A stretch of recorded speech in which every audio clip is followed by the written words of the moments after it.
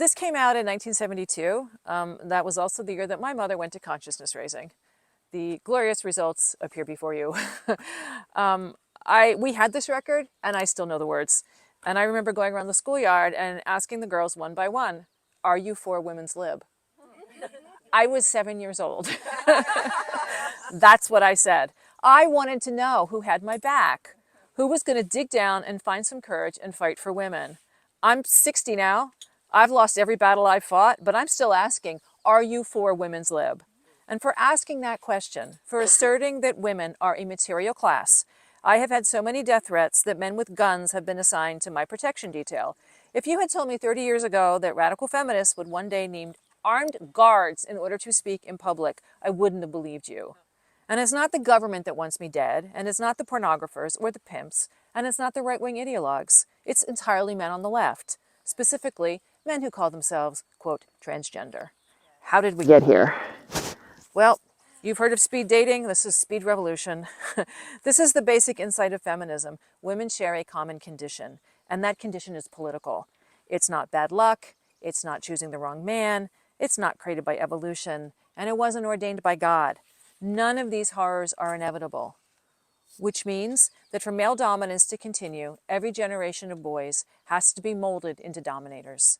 Being a real man requires a psychology of entitlement, emotional numbness, and a dichotomy of self and other. Female socialization is a process of psychologically constraining and breaking girls, otherwise known as grooming, to create a class of compliant victims. Across history, this breaking has included so-called beauty practices like female genital mutilation and foot binding, as well as the ever-popular child sexual abuse.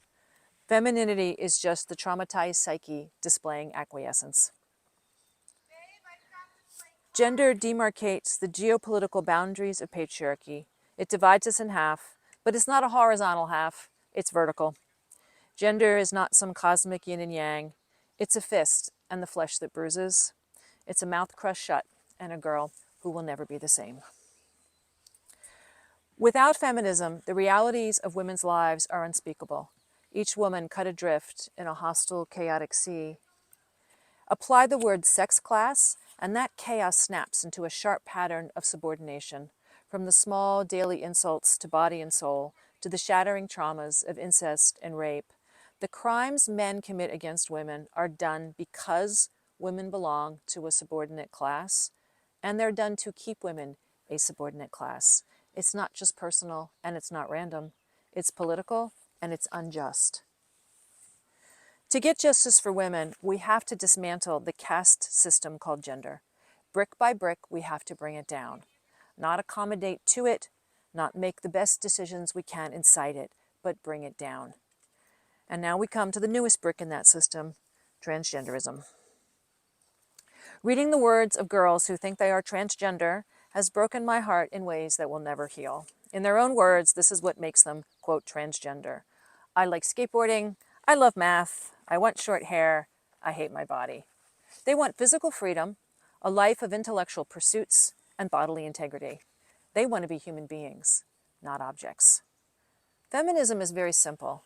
It claims all women are human beings, not objects. Feminism is also very hard because, in the words of Andrea Dworkin, it requires precisely what patriarchy destroys in women, unimpeachable bravery in confronting male power. Transgenderism is very simple.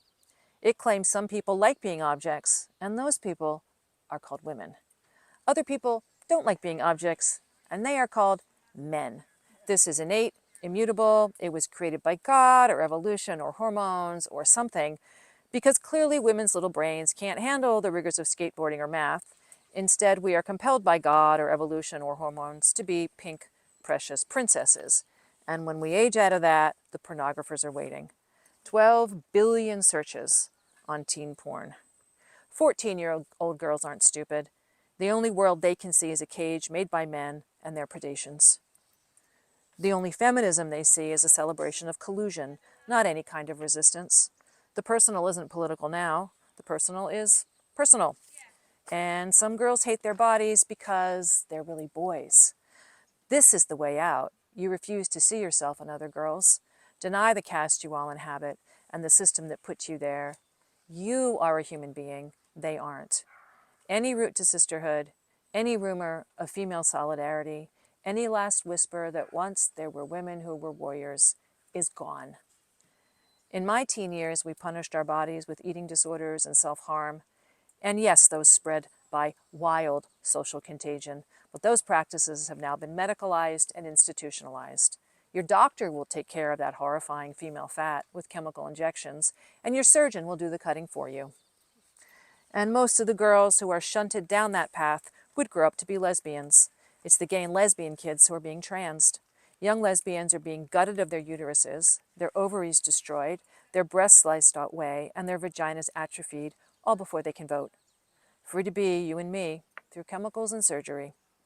They should be our next generation of warriors, and instead, the battlefield is their female flesh. The loss is not just individual. Lesbians are always the beating heart of women's liberation.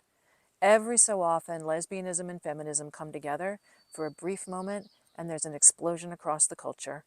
Women make progress when women love women. It really is that simple. Lots of people are bewildered about where this movement has come from. I see three main tributaries that built to this flood. So we have the trans triumvirate. Yeah, I know. I don't know what happened. We just lost the mirroring, I think. This flood. Say it one more time. Sexologists, Yeah. postmodernism, which Yep. becomes queer theory, Yep. and then the pornography industry. Yep. Okay. So the transvestites. Magnus Hirschfeld, he's born in, I'm sorry, Hirschfeld, I always say his name wrong. He's born in 1868. He's a German doctor, and he's one of the first sexologists. And his first book is published in 1910. And nothing much has changed about these men. He invented the word transvestite, but he knew it was inadequate. The word he needed was autogynephile, but that wouldn't be invented for another 70 years. But he knew that there was a sexual obsession with being female, and that took over these men's personalities and eventually their lives. And he knew because he was one. He was a, quote, cross-dresser. So he was an AGP, and he was gay. Blanchard, who invented the term autogynephilia, he has this bifurcation where he says there's the straight ones and there's their AGP, and then there's the gay guys and they're not autogynephiles, they've got this other thing. And I completely disagree. I think that the gay community, the men are just absolutely racked with the autogynephilia, just like the straight guys. I mean, they talk about it themselves. So I think Blanchard is completely wrong about that. And the man who invented this whole thing, Magnus Hirschfeld, himself was gay and an autogynephile. So from the very beginning. But he didn't think it was great. You know, he knew that this was a problem, and he tried to see, you know, what can we study about it. You know, now it's, of course, just a great celebration. So next up was his colleague, Harry Benjamin, and that was who brought these ideas to America. The guy was a total nut job. He had no medical training at all. But his book came out in 1966, and it's called The Transsexual Phenomenon. And he asserted that transsexualism is not a psychological issue, but a somatic disorder that can only be treated through medical intervention. Because, of course, that's what he wanted. Benjamin invented the affirmation model of, quote, treatment, which is now wrecking thousands of gay, lesbian, and autistic children, confused children around the world. Understand that up to that point, no one had theorized a mystical essence that could get trapped in the wrong body. Benjamin wanted to insert a narrative that transsexualism was caused either by biology or maybe it was psychological and fixed in very early childhood. But either way, it couldn't be changed. There was no point in trying. The solution was medical intervention. So perfectly healthy bodies had to have medical intervention. This is the first time that's ever happened. There's no other psychological condition for which they suggest a surgical intervention. So one of his patients was a wealthy woman who was pretending to be a man, and her name is Reed Erickson. And in 1979, she founded and funded, very important, the Harry Benjamin International Gender Dysphoria Association. So this movement has had millions of dollars from the beginning. I know that some of you, oh, look at this, keep going. She got it moving. Read. Okay, oh, go back. Yeah, one more. And it's up there. Okay, again. cool, yeah, oh, I can find it. Keep going. Keep going, back, one more. Yeah, okay, just stay there, that's good. I'll figure it out. How do we make this? I don't know. Okay. Yeah. Okay. We're So good. one thing is we can maybe also see it here. Sure. Okay. If somebody else wants to poke And I the can slides. push the slides Okay. forward. And I'll just move a little chair over there. Let me get to where we are. Yeah, all right, back one. Your talk That's where we are. is good though. Oh, thank also, you. Without the Okay, so he's the one that invents this whole model. Okay, so the wealthy woman, her name is Reed Erickson, R-E-E-D. And so she's the one who starts to fund it. So this is like literally millions of dollars. And I know that a lot of people only became aware of this issue like in the last 5 years, maybe 10 years. It seems like it dropped out of the sky, but it didn't. Okay, they've been working long and hard on this, and they've had the money to do it. So in 1979, they come out with their first standards of care. Not much has changed. All of it has been built since then. And they were the ones who founded the first gender clinic at Johns Hopkins. And that was where John Money did all his damage, was at Johns Hopkins. So all that stuff that came later about, you know, those poor little boys, that was all from this money, from this woman. So in 2007, they changed their name to, guess what? WPATH, and here we are. So that's the beginning of it. Transsexual still had the word sex in it, so that got swapped out for the newest version, which is transgender. They had to get rid of the word sex. But this is why they have always, and I mean always, needed that trans child. It's the born this way narrative, right? They need to cleanse the sexual fetish from their perspective in the public's eye. Nobody can know, speak out loud, notice that this is actually men driven by a sexual fetish. They just have to be magically born in the wrong body. So that's the sexologist. That's the first place where this starts. And they have largely worked to legitimize the sexual fetish of misogynist narcissists, giving them everything they wanted, including children to act as human shields. So that's what they did. Okay, next slide. And then we have the postmodernists. So it's hard to do this in 5 minutes, but I'm gonna give it my best. So postmodernism, this is a challenge to Enlightenment rationality and any claim to universal ideas of reality, truth, morality, reason, or progress. Okay, all of that has to go. It starts from the understanding that truth claims and narratives of Western Europe aren't universal, but partial. Fair enough. You'd think the solution would be to open up the narrative and the process of knowledge construction, so more voices with different perspectives could also be heard, and get us closer to this thing called truth or history or whatever it is you're studying. But instead, the postmodernists said, there's no such thing as truth or history or morality or reason. You know who these guys are? They're the family annihilators of philosophy. If I can't have it, no one can, and they burned it all down. Okay, next. Reality is a mental construct, and it's always mediated. There's no such thing as objective fact. Everything is an interpretation, and all interpretation is, quote, contingent. What they mean by contingent is that it's more or less random. It's a chance. No one knows why, for instance, men are seen as the norm and women as the negation of the norm, but no one materially benefits, so it doesn't really matter. Power is dropped from every equation. Postmodernism is an absolute dead end for creating a resistance movement. Okay, next. Michel Foucault. He's one of the founders of postmodernism. He was brutally abused by his father. He also attended a strict Catholic school that he described as, quote, an ordeal. God knows what happened to him there. By the next school, he was unpopular, and other students noted his obsession with violence and the macabre. He hung images of torture and war in his bedroom. He chased another student with a knife and also tried to commit suicide. The kindest thing I can think to say is that this was an extremely disturbed teenage boy on his way to becoming a sociopath. I think his intellectual work is him playing out his unmetabolized trauma. As an adult, he felt compelled to do horrible things.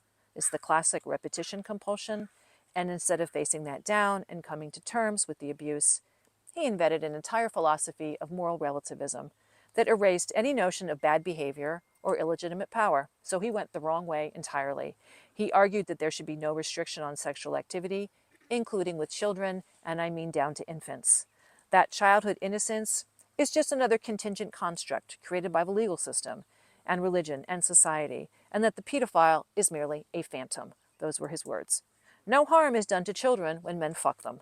The harm is in the creation of the categories like innocent child and evil pedophile.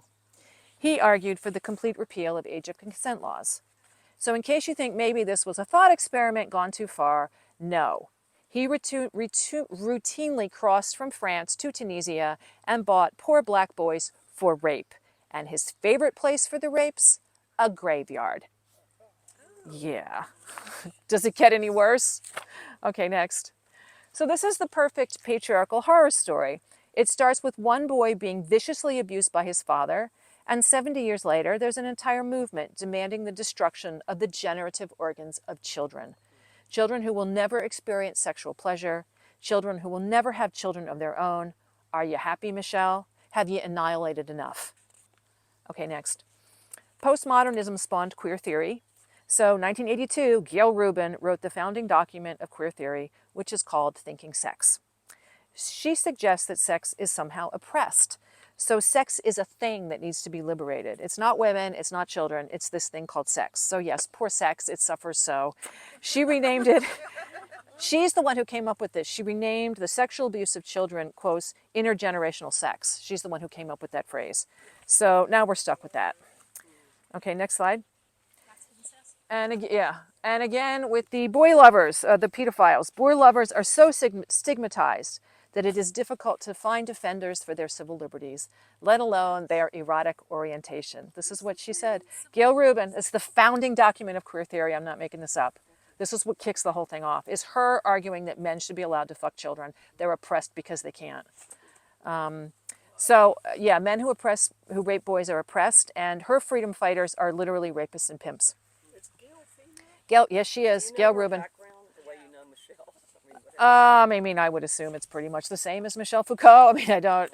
How else do you get here? I mean, it's got to be abuse. So, okay, queer theory. I'm sorry, what's that? What was the name of the, Gail. It's Gayle. but the name of the document? Oh, it's called Thinking Sex. Oh, okay. Yeah, it's been republished over and over again in different anthologies because it's so famous and it's so wonderful, and like literally, it's a defense of men who rape children. Yeah. So queer theory, oppression is not one group materially exploiting another. It's the act of labeling anything in a binary. That's what they say the problem is. Categorization is the problem, not relations of power. So binaries have to be constructed through, quote, queering.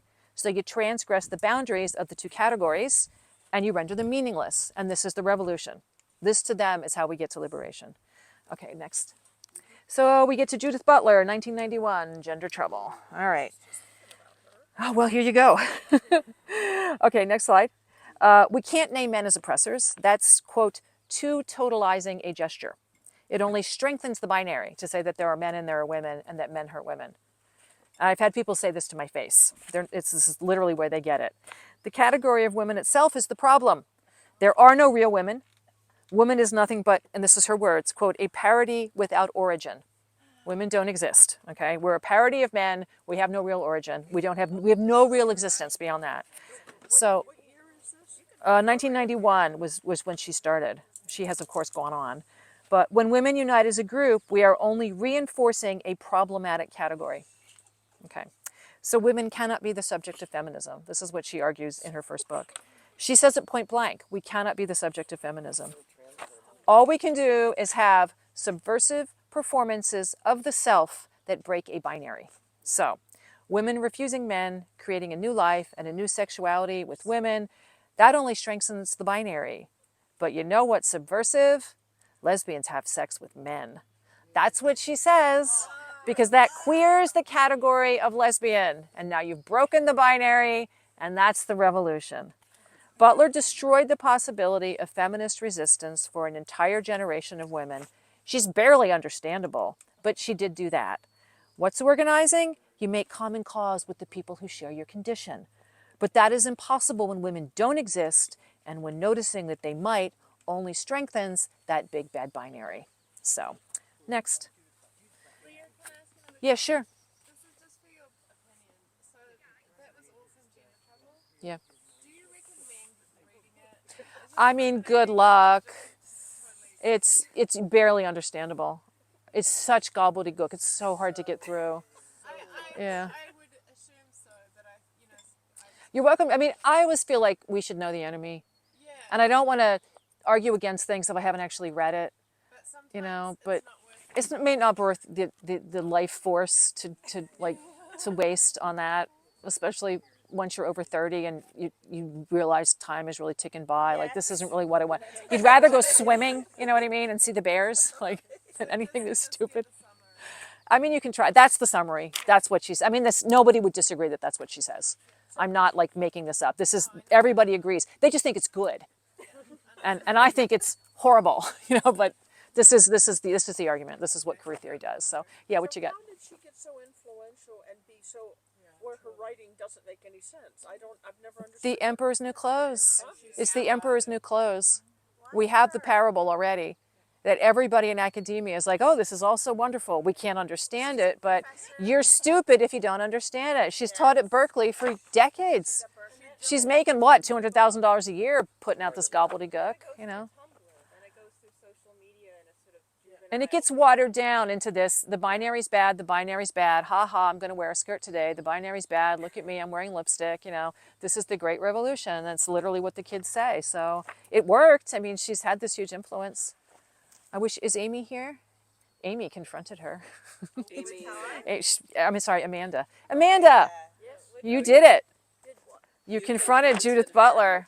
We have it on film. She was great.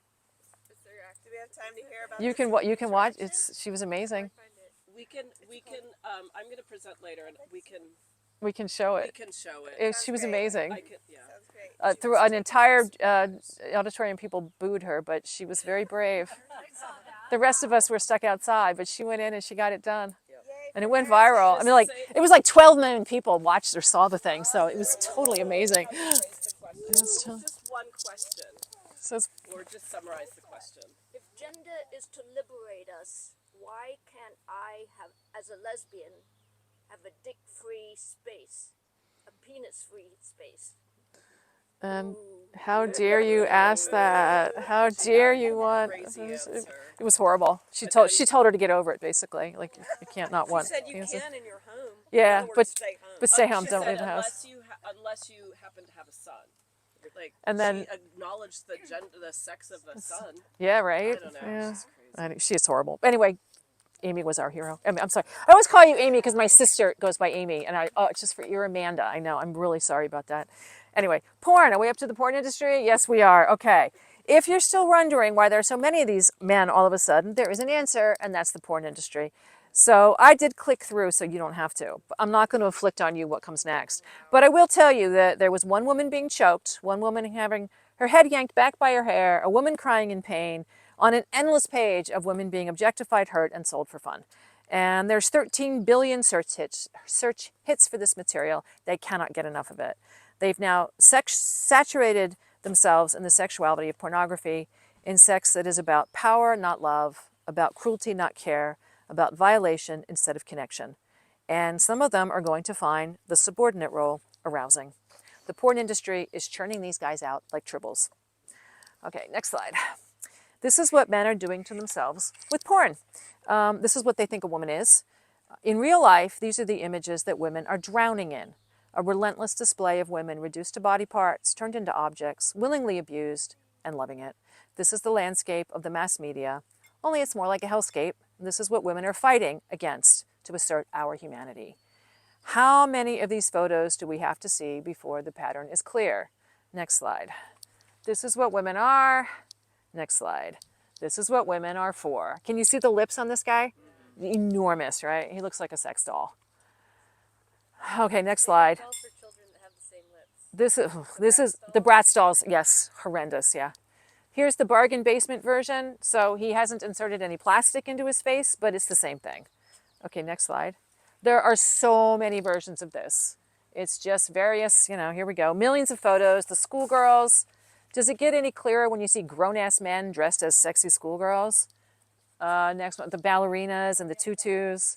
Next up, the adult babies. Okay, so you can stop. Wait, I had a slide with the adult babies with the diapers, and there were like 8 of them walking down with little prams, and it's just unbelievable. If you don't think this has real world consequences, ask me later about David Challoner from the Green Party in the UK. Okay, we don't have time, but that's exactly where it goes. And this is what is waiting for them. It's an entire genre called sissification or forced feminization porn. Okay, next slide. I don't have the heart to make you look at this. It's men taking on aspects of femininity as humiliation and pain for the purpose of sexual arousal. It's horrible watching human beings get humiliated and hurt, but until you enter this world at least a little bit, you'll never understand the nature of this movement.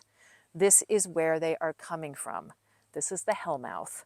Some of them will even admit it in public. Next slide.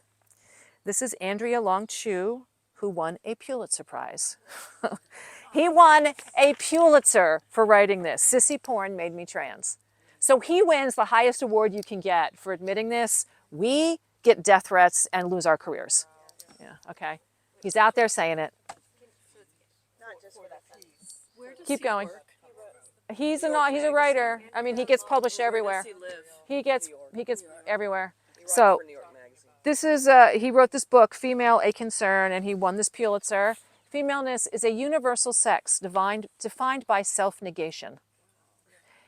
I'll define as female any psychic operation in which the self is sacrificed to make room for the desires of another. The barest essentials of femaleness are an open mouth, an expectant asshole, blank, blank eyes. That's what these men think a woman is. And they want to be women because subordination gives them a hard-on. I'm sorry to be so crude, but that is the driving force behind this movement. Yeah, they've got a few billionaires. That's what powers it. It's not what drives it. The driver is the paraphilia. Okay, next. These men are sexually aroused by the thought of themselves as a woman, and it is now considered the worst kind of, quote, transphobia to mention autogynephilia when we say it. Meanwhile, many of them freely admit it. Okay, next. It's all right. So autogynephilia describes not an, this is what he said, describes not an obscure paraphilic affliction, but rather the basic structure of all human sexuality. This is not just because everyone has an erotic image of themselves as female, they do, but the assimilation of any erotic image is by nature female. That's what he says. He wants to claim that he's a woman, and the way he gets in is by insisting that everyone is a woman, but the reason he wants to be a woman is because a woman is the thing on which acts are done, and the idea gives him a thrill. This is vile, and no other oppressed group would ever be expected to put up with it, right? And if you think Mr. Andrea is a one-off, this was in the New York Times. So because some men find the word woman offensive, the New York Times has decided, quote, individuals who have receptive vaginal sex is a reasonable replacement for the word woman. Women are passive sexual receptacles for an active male agent. This matches rather precisely how Mr. Andrea defines woman, and it is, of course, the entire endless point of pornography. Or as Catherine McKinnon said so succinctly, man fucks woman, subject, verb, object.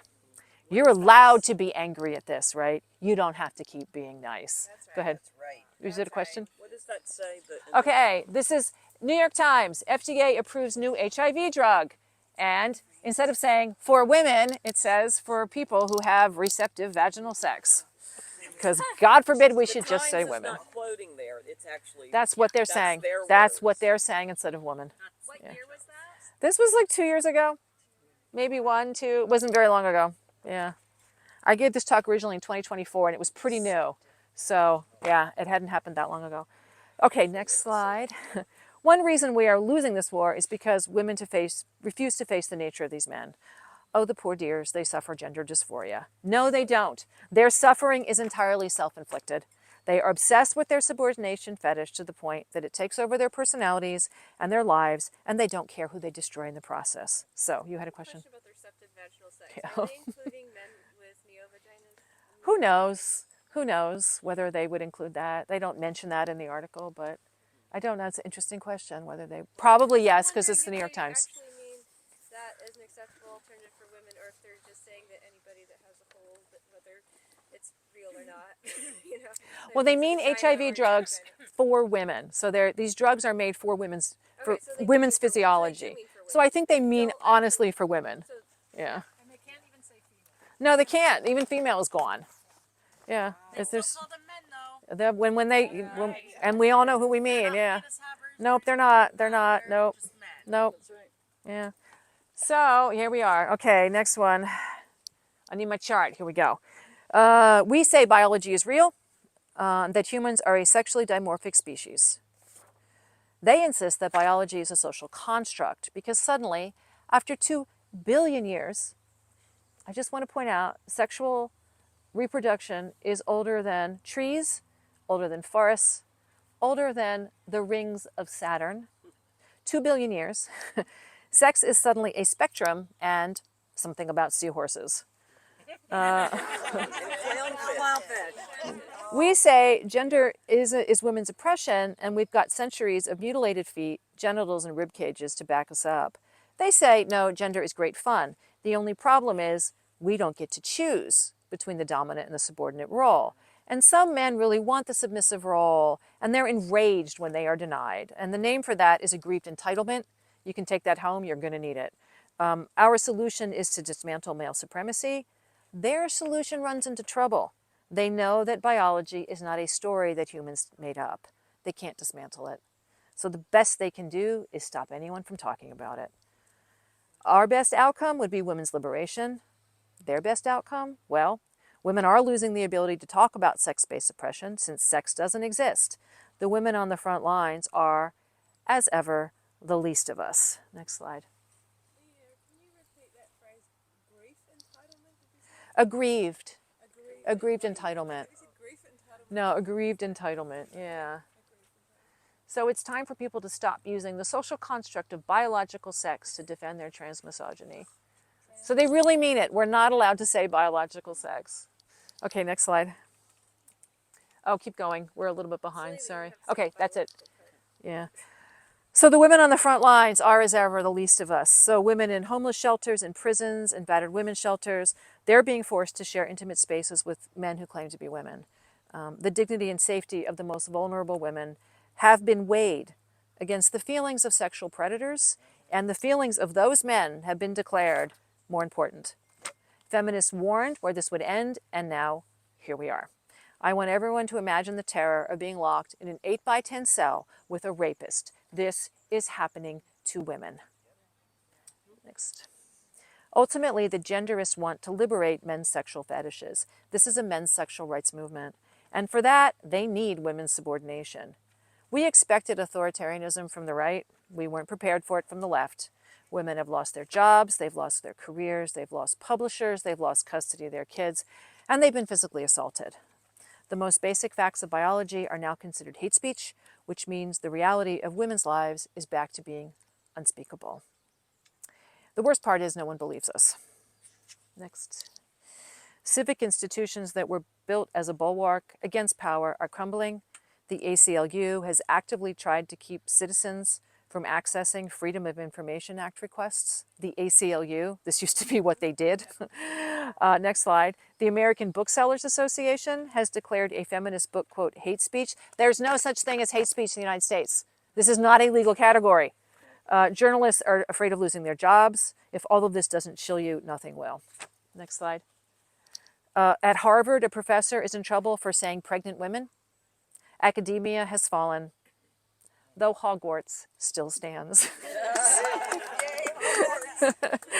And people I counted as friends and comrades just want to keep their heads down so they can keep their jobs, hoping that the fever will break because this can't go on. It can. That's the worst thing. It can get worse. So I'm asking the same question I did as a child. Are you for women's lib? Yes. I still want to know who has my back. I want to know who's going to find that unimpeachable bravery and confront male power. New slide. And if we can't do it for ourselves, we have to do it for her because there's no one else to do it. So, one more time. Are you for women's lib? Yes! Last slide. Hell yeah. Got your back. Remember, resist, do not comply. We did it.